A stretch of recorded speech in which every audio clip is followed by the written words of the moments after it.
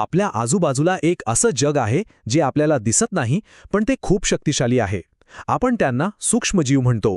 अनेक वर्ष आपण त्यांना आपला शत्रूच मानत आलो आहोत. पण ही कथा फक्त युद्धाची नाही, तर एका अनपेक्षित मैत्रीची सुद्धा आहे.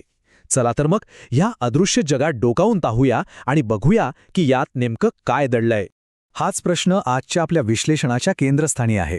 एकेकाळी ज्यांना आपण फक्त रोगांचं कारण मानत होतो, तेच सूक्ष्मजीव आज आपल्या मोठ्यात मोठ्या समस्यांवर उपाय ठरू शकतात का? याचं उत्तर शोधण्यासाठी आपल्याला थोडं इतिहासात मागे जावं लागेल, जिथे या नात्याची सुरुवात झाली होती.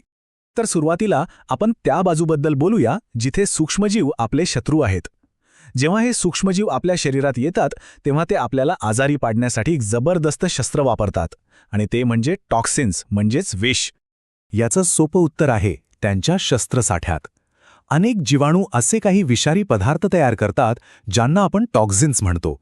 ही टॉक्झिन्स थेट आपल्या पेशींवर हल्ला करतात आणि आपल्या शरीराचं सगळं काम विस्कळीत करून टाकतात. आणि गंमत म्हणजे या विषांचेही दोन मुख्य प्रकार आहेत. एक आहेत एक्झोटॉक्झिन्स. हे जिवंत जीवाणू मुद्दाम बाहेर फेकतात, जणू काही ही त्यांची फेकलेली शस्त्र आहेत. आणि दुसरे आहेत एंडोटॉक्झिन्स. हे त्या जीवाणूंच्या पेशींच्या रचनेचाच एक भाग असतात आणि जीवाणू मेल्यानंतरच ते बाहेर पडतात. एक्झोटॉक्सिन्सचा एक प्रकार तर खूप हुशार आहे. त्याला म्हणतात एबी टॉक्सिन्स. याला तुम्ही टू पार्ट की किंवा दुहेरी चावी समजू शकता. यातला बी भाग आपल्या पेशीला बाहेरून चिकटतो आणि दरवाजा उघडतो, आणि मग ए भाग आत शिरून आपलं विषारी काम सुरू करतो, ज्यामुळे पेशी मरते. म्हणजे एकदम अचूक आणि प्रभावी हल्ला. विचार करा, शेकडो वर्ष आपण या अदृश्य शत्रूंशी लढत होतो, पण ते आपल्याला दिसतच नव्हते. पण मग काही धाडसी संशोधक पुढे आले आणि त्यांनी या अदृश्य जगाचा पडदा उचलला, आणि त्यानंतर सगळंच बदलून गेलं. ही सूक्ष्मजीवशास्त्राची पहाट होती. गोष्ट सुरू झाली 1670च्या दशकात, जेव्हा अँटनी व्हॅन ल्युएनहोकने स्वतः बनवलेल्या सूक्ष्मदर्शकातून पहिल्यांदा या लहान जीवांना पाहिलं.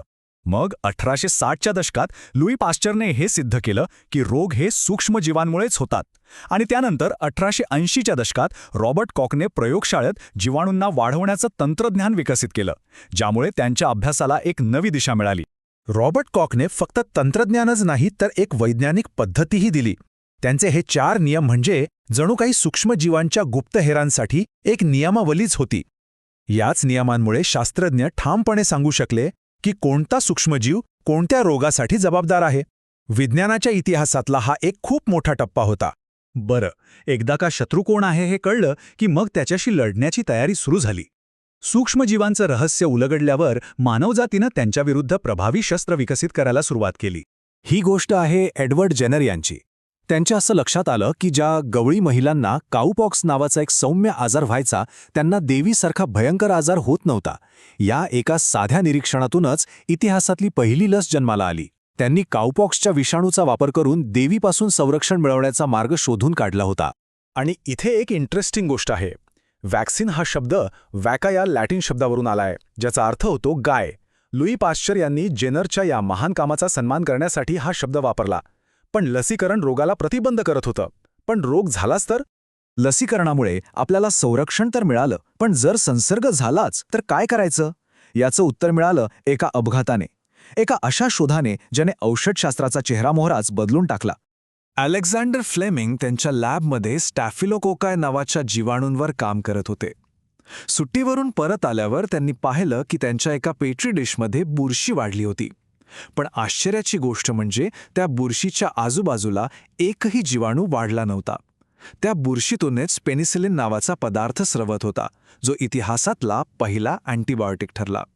खरंच एका चुकीतून एक चमत्कार घडला होता. अँटीबायोटिक्सच्या शोधामुळे असं वाटू लागलं होतं की आपण सूक्ष्मजीवांविरुद्धची लढाई जिंकत आहोत. पण त्याचवेळी विज्ञानात एक अगदी नवीन विचार पुढे येत होता. एक असा विचार जो सूक्ष्मजीवांकडे पाहण्याचा आपला दृष्टिकोनच बदलणार होता. हा प्रश्नच खरं तर क्रांतिकारक होता. काय होईल जर सगळेच सूक्ष्मजीव वाईट नसतील तर?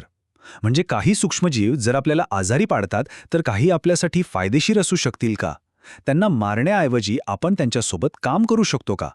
ह्याच प्रश्नांमधून एका नवीन शास्त्राचा जन्म झाला.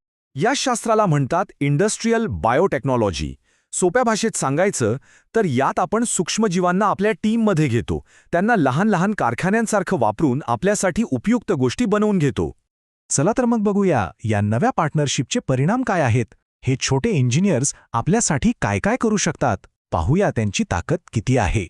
आठवते 2010 मध्ये मेक्सिकोच्या आखातात डीप वॉटर होरायझनची दुर्घटना घडली होती. समुद्रात लाखो बॅरल कच्चं तेल पसरलं होतं आणि एक भयंकर पर्यावरणीय संकट उभं राहिलं होतं. आणि इथेच एंट्री झाली आपल्या एका सूक्ष्म हिरोची. त्याचं नाव अल्केनिवोरक्स बोर्क्युमेन्सेस. हा जीवाणू समुद्राच्या खारट पाण्यातच वाढतो आणि त्याचं वैशिष्ट्य म्हणजे तो तेलाला आपलं अन्न समजतो. शास्त्रज्ञांनी याचा वापर करून समुद्रात पसरलेलं तेल साफ करायला मदत घेतली. या प्रक्रियेला म्हणतात बायो रेमेडिएशन. आणि हे फक्त पर्यावरणापुरतं मर्यादित नाहीये. आज औषध क्षेत्रातही सूक्ष्मजीव खूप मोठं काम करतायत. इन्सुलिन किंवा विशिष्ट अँटीबॉडीजसारखी अनेक महत्त्वाची औषधं आज ह्या सूक्ष्मजीवांच्या मदतीनेच तयार केली जातात. ह्या उत्पादनांना बायोलॉजिक्स म्हणतात, कारण ती जैविक प्रणालींमधून बनवलेली असतात. तर जो प्रवास शत्रू म्हणून सुरू झाला होता तो आता एका भक्कम भागीदारीत बदलला आहे. प्लास्टिकचा कचरा संपवण्यापासून ते नवीन ऊर्जा स्रोत शोधण्यापर्यंत या सूक्ष्मजीवांमध्ये प्रचंड क्षमता आहे. त्यामुळे पुढच्या वेळी जेव्हा सूक्ष्मजीवांचा विचार कराल तेव्हा फक्त रोगांचा नाही तर त्यांच्यातील अगणित शक्यतांचाही विचार करा. कारण आपल्या मोठ्यात मोठ्या समस्यांची उत्तरं कदाचित याच अदृश्य जगात दडलेली असू शकतात.